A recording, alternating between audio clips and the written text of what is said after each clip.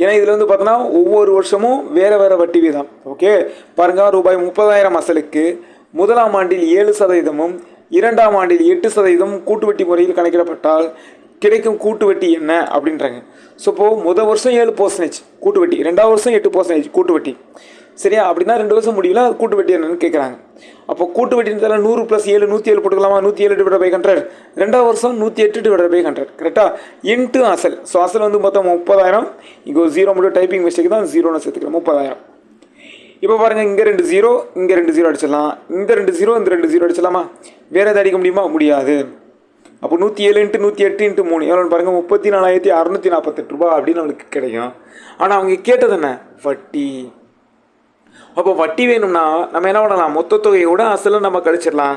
So அப்படி கழிச்சு பார்த்தீங்கன்னா உங்களுக்கு 4,668 ரூபா அப்படின்னு நம்மளுக்கு கிடைக்கும். கிளியரா? ஓகே, வேறு ஏதாவது டவுட்னா கண்டிப்பாக கமெண்ட் பண்ணுங்கள். சரியா சார்? ஓகே, 6th ஒன் பார்க்கலாமா? பாருங்கள், இந்த கொஸ்டினை ரூபாய் 8,000க்கு 10% ஆண்டு வட்டியில் ஓராண்டுக்கு அரையாண்டுக்கு ஒரு முறை வட்டி கணக்கிடப்பட்டால் கிடைக்கும் கூட்டு வட்டியை காண்கின்றாங்க. என்னன்னா, அரையாண்டுக்கு ஒரு முறை கணக்கிடணும். எத்தனை வருஷத்துக்கு? ஒரு வருஷத்துக்கு. கிளியரா? ஸோ அப்போ அரையாண்டுக்கு ஒரு முறை அப்படின்னால என்ன சொன்னேன்? இந்த பர்சன்டேஜ் 2ஆல் வகுத்துருங்க. அதாவது அதில் பாதி காலாண்டுக்கு ஒரு முறைன்னா நீங்கள் 4ஆல் வகுத்துடணும். அப்போ 10ல் 10 2ஆல் வகுத்தால கிடைக்கும் 5% நம்மளுக்கு கிடைக்கும்.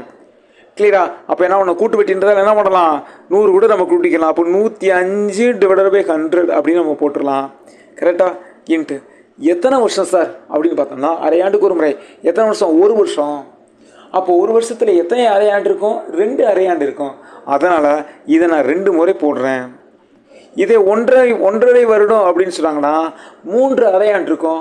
அப்போது 105/100 நம்ம 3 முறை நம்ம போட்டிருக்கணும். கிளியரா? ஓகே, அப்போது ஒரு வருடத்தில் 2 அரையாண்டு தான். அப்போ 2 முறை போட்டுட்டேன். இன்ட்டு அசல் எவ்வளவு? 8,000. இப்போ அடிக்குமா பாருங்கள், 0 0 0 0. ஓகே, இந்த 0க்கு இந்த 0. இப்போ ஈஸியாக நம்ம அடிக்கலாம்.